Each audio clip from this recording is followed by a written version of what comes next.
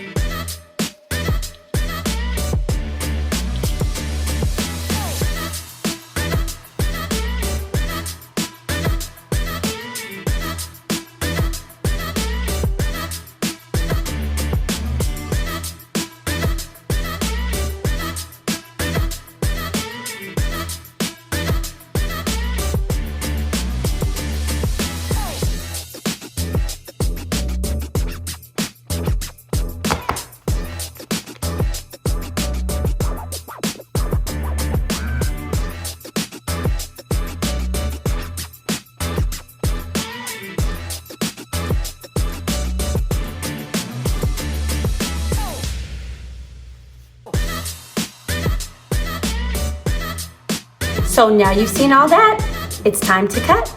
Let's go.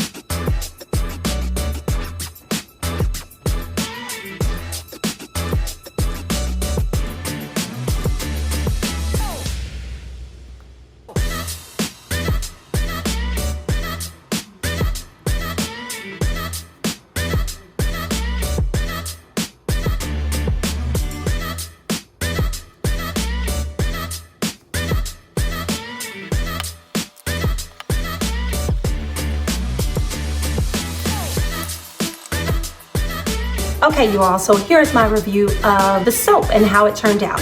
I want to again give the same 3 things at the end of my video, and those things are what went well, what did not go as well as expected, and what I learned from this. What went well, again, I know this was the same as the last soap, but I liked how it turned out. The thing about making soap, and you soap makers will know this, is sometimes you're unsure of how it's going to look, especially when you're doing things such as swirling. So this was one of those cases. I was really unsure how it was going to end up looking, but I really liked the design that it came out with.